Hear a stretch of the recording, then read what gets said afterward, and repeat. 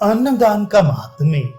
युधिष्ठिर ने पूछा, पितामह, जिस राजा को दान करने की इच्छा हो वह इस लोक में गुणवान ब्राह्मणों को किन किन वस्तुओं का दान करे?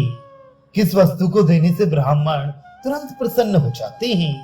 कौन सा दान इस लोक और परलोक में भी फल देने वाला होता है? इस विषय का आप विस्तार से वर्णन कीजिए। भीष्म जी ने कहा, युधिष्ठिर, पूर्व काल की बात है, एक बार मैंने देवऋषि नारद जी से इस विषय में प्रश्न किया था। उन्होंने मेरे प्रश्न के उत्तर में जो कुछ कहा वही तुम्हें बता रहा हूँ, उसे सुनो। नारद जी ने कहा, देवता और ऋषि अन्न की ही प्रशंसा करते हैं।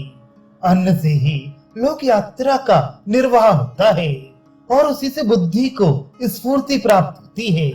अन्न ही सबका आधार है। अन्न के समान ना कोई दान था और ना होगा। इसलिए मनुष्य अधिकतर अन्न का ही दान करना चाहते हैं। अन्न शरीर के बल को बढ़ाने वाला है। अन्न के ही आधार पर प्राण टिके हुए हैं और संपूर्ण जगत को अन्न ने ही धारण कर रखा है। संसार में गृहस्थ, वानप्रस्थ और सन्यासी भी अन्न से ही जीते हैं। अन्न से ही सबके प्राणों की रक्षा होती है। ये बात किसी से छिपी नहीं है। अतः जो अपना कल्याण चाहता हो वह अन्न के लिए दुखी बाल बच्चों वाले महात्मा ब्राह्मण को और सन्यासी को अन्न दान करे।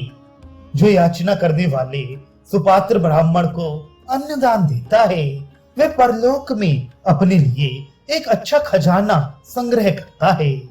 रास्ते का थका मांदा बूढ़ा राहगीर यदि घर पर आ जाए तो अपना कल्याण चाहने वाले गृहस्थ को उस आदरणीय अतिथि का सत्कार करना चाहिए। जो पुरुष मन में उठे हुए क्रोध को दबाकर और डाह छोड़कर सद्वर्ताव पूर्वक अन्नदान करता है उसे इस लोक और परलोक में भी सुख मिलता है। अपने घर पर नीच से नीच मनुष्य भी आ जाए तो उसका अपमान नहीं करना चाहिए। चांडाल और कुत्ते को दिया हुआ अन्न भी कभी व्यर्थ नहीं जाता। जो मनुष्य कष्ट में पड़े हुए अपरिचित राही को प्रसन्नता पूर्वक अन्न देता है उसे महान धर्म की प्राप्ति होती है। जो देवताओं, पितरों, ऋषियों, ब्राह्मणों और अतिथियों को भी अन्न देकर संतुष्ट करता है वह विशेष पुण्य फल का भागी होता है। जो महान पातक करके भी याचक मनुष्य को और उसमें भी विशेषतः ब्राह्मण को अन्न देता है वह अपने पाप के कारण मोह में नहीं पड़ता। अन्न का दान ब्राह्मण को और शूद्र को भी देने से महान फल होता है। यदि ब्राह्मण अन्न की याचना करे तो उससे गोत्र, शाखा, वेदाध्ययन और निवास स्थान आदि के विषय में प्रश्न न करने लगे, तुरंत ही उसकी सेवा में अन्न उपस्थित करे। जैसे किसान अच्छी वृष्टि मनाया करते हैं उसी प्रकार पितर भी यही सोचा करते हैं कि क्या कभी हमारा भी पुत्र या पौत्र अन्नदान करेगा। ब्राह्मण एक महान प्राणी है। वह यदि स्वयं अन्न की याचना करता है तो कोई सकाम मनुष्य हो या निष्काम वह उसे दान करके अवश्य पुण्य प्राप्त करे। ब्राह्मण सब मनुष्यों का अतिथि और सबसे पहले भोजन का अधिकारी है। भिक्षुक ब्राह्मण जिस घर पर जाते हैं वहां से यदि सत्कार पूर्वक भिक्षा पाकर लौटे तो उस घर की संपत्ति बढ़ती है। जो मनुष्य इस लोक में सदा अन्न, गृह और मिष्ठान्न का दान करता है वे देवताओं से सम्मानित होकर स्वर्ग लोक में निवास करता है। अन्न ही मनुष्यों के प्राण हैं। अतः अन्नदान करने वाला मनुष्य पशु, पुत्र, धन, भोग, बल और रूप भी प्राप्त करता है। जो पुरुष अन्नदान करता है वह संसार में प्राणदाता और सर्वस्व देने वाला कहलाता है।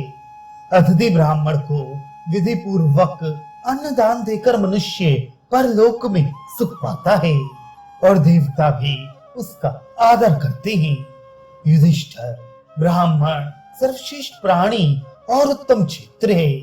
वहाँ जो बीज बोया जाता है वह महान पुण्य फल देने वाला होता है। अन्न का दान ही एक ऐसा दान है जो दाता और भोक्ता दोनों को प्रत्यक्ष रूप से संतोष देने वाला होता है। इसके सिवा और जितने दान हैं, उनका फल तो परोक्ष है। अन्न से ही संतान की उत्पत्ति होती है।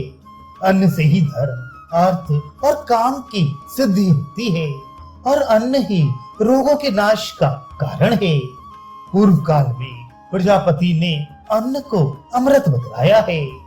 अन्न का आहार न मिलने पर शरीर में रहने वाले पांचों तत्व नष्ट हो जाते हैं।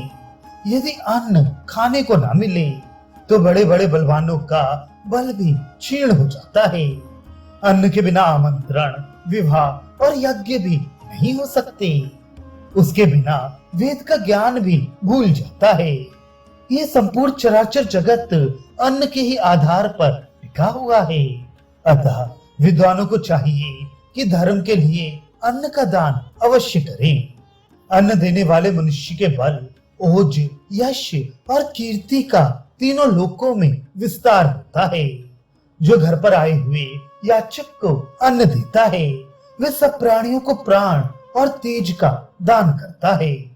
भीष्म जी कहते हैं, राजन, नारद जी ने जब इस प्रकार मुझे अन्नदान का महात्म्य बतलाया, तब से मैं सदा अन्नदान किया करता था। तुम भी ईर्ष्या और जलन त्याग कर सदा अन्न देते रहना।